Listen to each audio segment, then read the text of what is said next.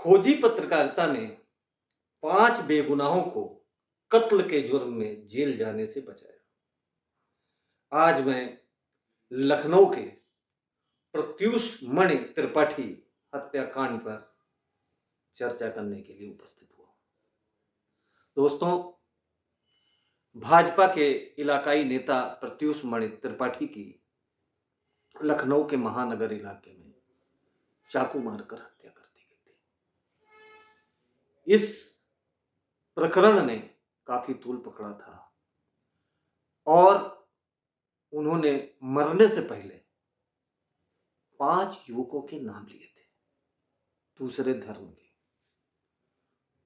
मुकदमा कायम हुआ, पुलिस ने छानबीन शुरू की, 5 युवकों की तलाश शुरू की। क्योंकि भाजपा के नेता थे, इस कारण जबरदस्त प्रदर्शन, बहुत ही तनावपूर्ण स्थितियां थी। इस दौरान मैंने अपने स्तर से पड़ताल की और प्रत्यूष मणि की हथेली को साफ देख करके मैंने कुछ सवाल उठाए। उन सवालों का असर यह हुआ कि पुलिस ने हमारी खबर को गंभीरता से लेकर के पड़ताल शुरू की। स्थिति यह बनी कि अंतिम बयान भी झूठा निकला और जिन 5 लड़कों के खिलाफ हत्या का मुकदमा दर्ज था, वो बेगुनाह पाए गए। इस खबर को लेकर के मेरा भी विरोध हुआ, लेकिन मैं अपनी खोजी पत्रकारिता के आगे कोई समझौता करने को कभी तैयार नहीं हुआ। अंततः कि इसका वास्तविक खुलासा हुआ और प्रत्यूष मणि त्रिपाठी के 5 साथी ही गिरफ्तार किए गए।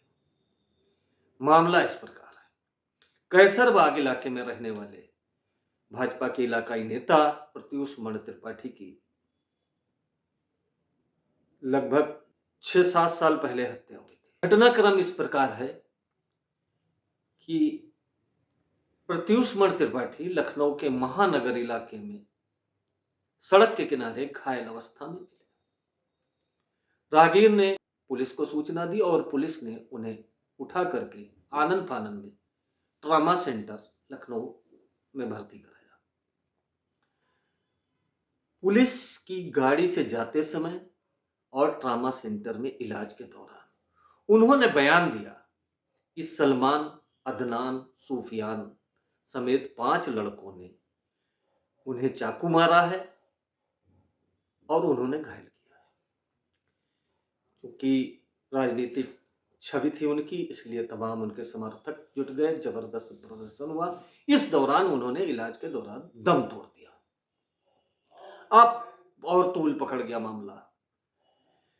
आईजी, डीआईजी, एडीजी सब इकट्ठा, कोई मानने को तैयार नहीं। पत्नी ने उन्हीं 5 लड़कों के खिलाफ एफआईआर दर्ज करा दी। हत्या का मामला था, जबरदस्त रोष था लोगों में और पुलिस पर जबरदस्त दबाव भी था।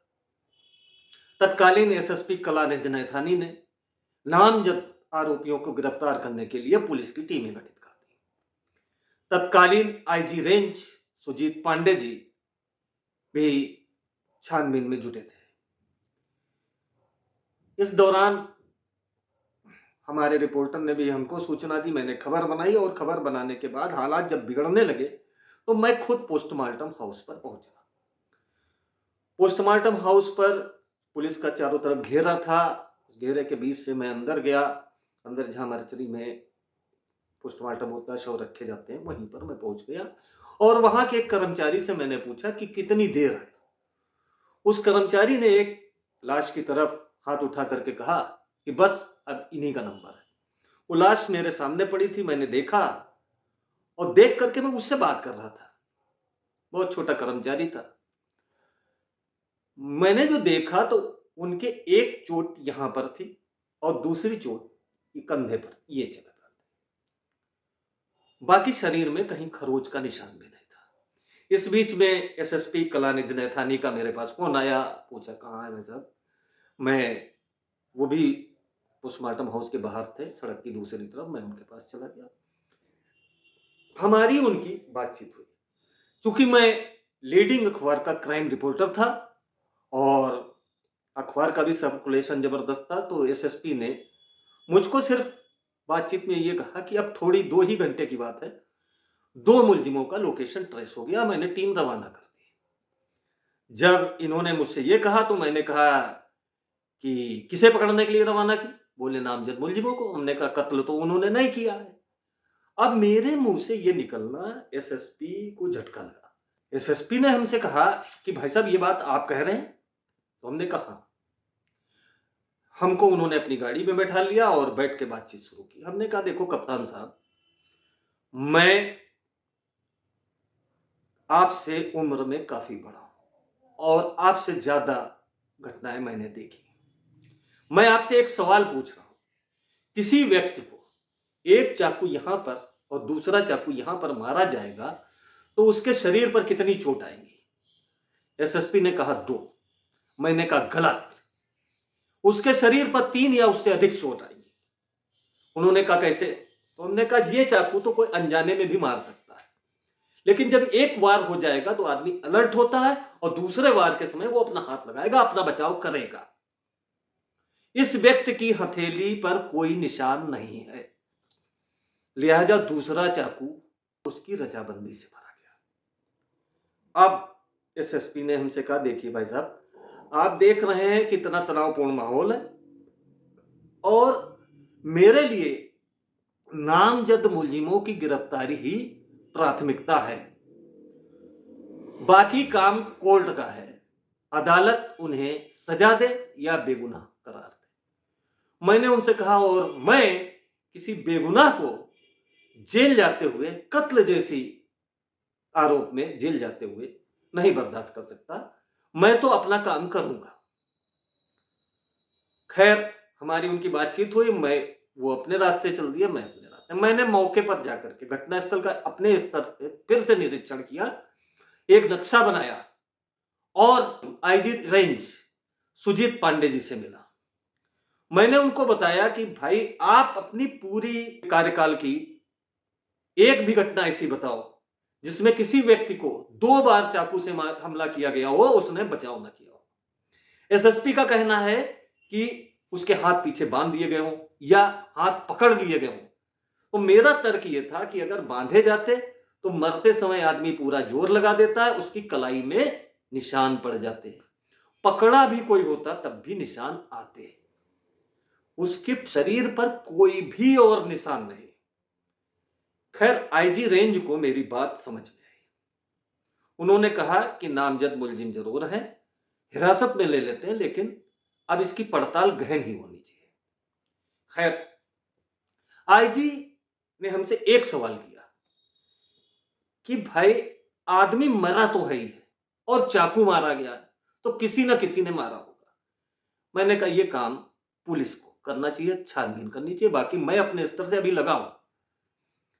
साथियों, एसएसपी को आईजी ने निर्देश दिए, टीमें बनी और उनके घर से सीसीटीवी फुटेज रास्ते के सारे खंगालने शुरू हुए।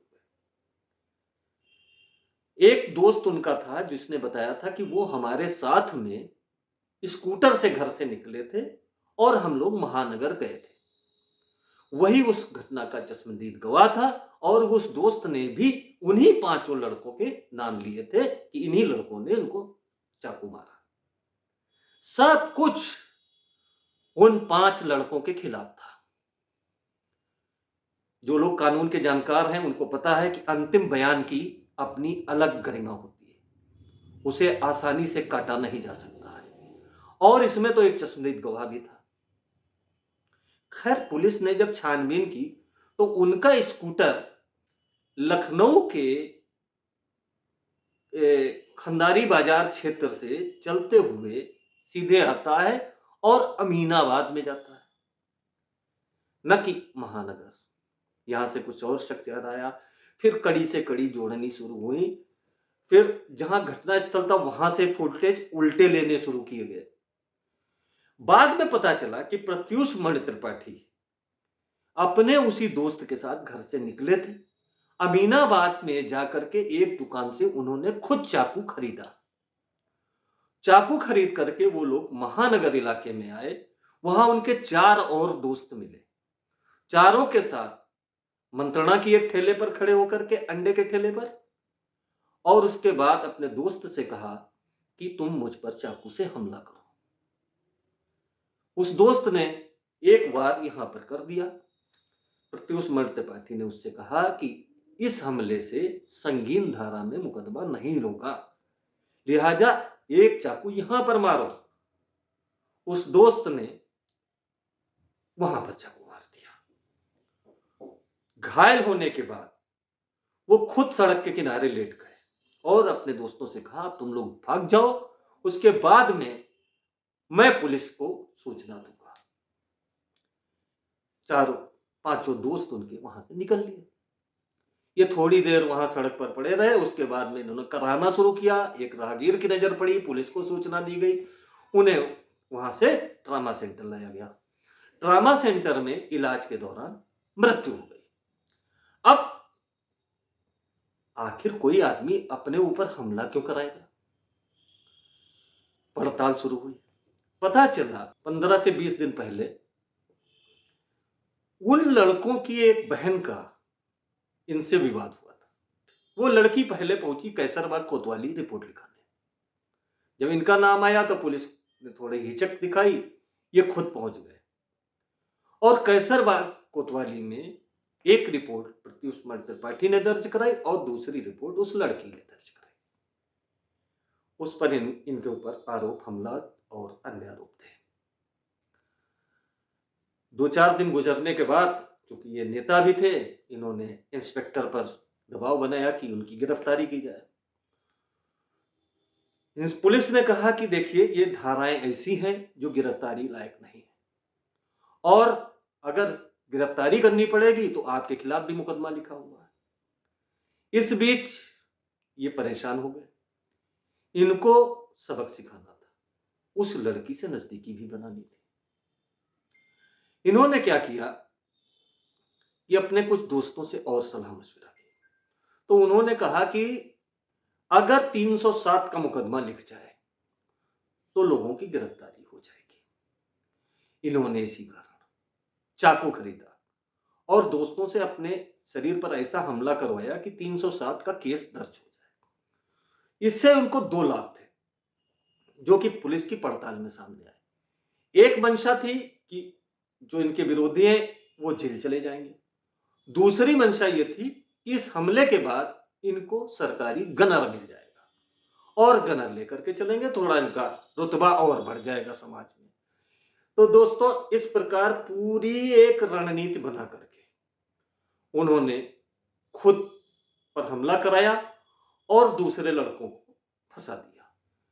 अगर मैंने उस वक्त उसका शव न देखा होता, हथेली साफ नजर न आती, मेरे दिमाग में यह आइडिया क्लिक न करता कि किसी व्यक्ति को 2 बार वार करने पर उसके हाथ में चोट आएगी।